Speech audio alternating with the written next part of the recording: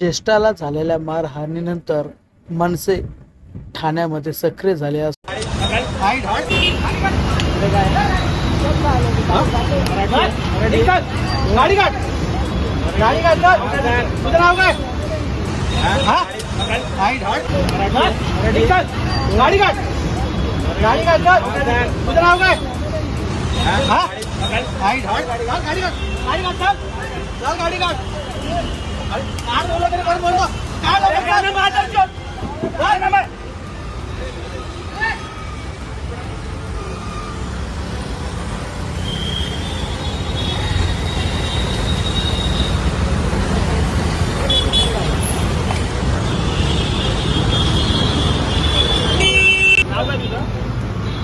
नाव काय? चल रिक्षा गाडी काढ गाडी काढ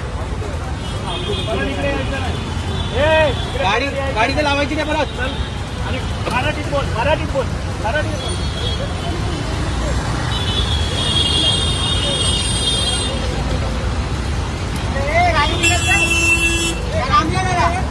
गाडी कोणाची आहे? गाडी काय लावली? कशा लावली गाडी? का लावली गाडी तू? का गाडी लावली? गाडी लावायची नाही गाडी परत.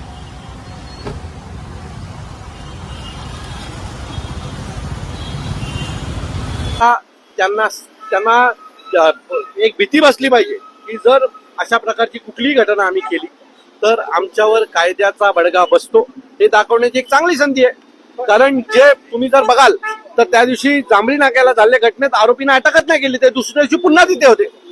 आता ती वेळ आलेली आहे की तुम्ही याच्यामध्ये हे जे कोणी लोक आहेत त्यांना माज आलाय त्यांना धडा शिकवण्याची वेळ आहे, ती पोलिसांनी शिकवावी. पण तुम्ही देखील या ठिकाणी काही कार्यकर्त्यांनी काही रिक्षा चालकांना ओढा चालकांना मारहाण केलेली आहे, तुम्ही समर्थन करता का नाही? म्हणजे त्यांनी आमच्या लोकांना मारल्यावर काही होत नाही, बरोबर आहे. आम्ही मारल्यावर लगेच त्याचं समर्थन होणार की नाही याच्यावर प्रश्नचिन्ह उचललं जातं. वा रे वा, असं कसं होईल ना? एका वृद्ध माणसाला 80-85 वर्षाला माणसाला जागा आहे का गाड्या लावायची पार्किंगला? आणि ज्या पद्धतीने तुम्ही बसताय त्या पद्धतीने तुम्ही तुमचा अरेरावीपणा पुन्हा दाखवताय. यात जेवढे ओलावाले आम्हाला भेटले त्यात एकही मराठी ओलावाला नाही आहे. माझं मत आहे नीट कोड भरा आणि निघा. आम्हाला इथे माज दाखवण्याचा प्रयत्न करू नका. जर आम्हाला माज दाखवण्याचा प्रयत्न केला तर जबरदस्त माज आमच्यामध्ये पण आहे.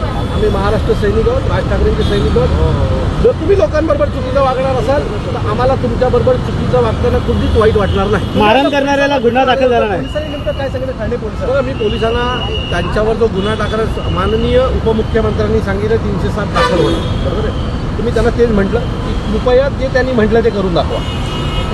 केस टिकेल की नाही ते नंतर बघू. पण आता त्यांना एक भीती बसली पाहिजे की जर अशा प्रकारची कुठलीही घटना आम्ही केली तर आमच्यावर कायद्याचा बडगा बसतो हे दाखवण्याची एक चांगली संधी आहे. कारण जे तुम्ही जर बघाल तर त्या दिवशी जांभळी नाक्याला झालेल्या घटनेत आरोपींना अटकच नाही केली, ते दुसऱ्या दिवशी पुन्हा तिथे होते.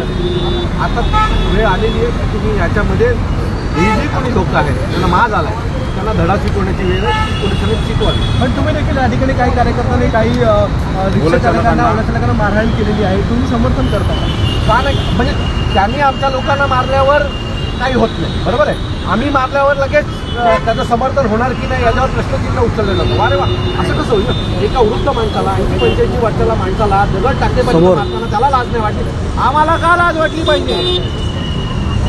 आणि मग यातनं एक प्रवृत्ती तयार होते, ज्यांना जागेवरच ठेचलं पाहिजे. काय व्हायचं?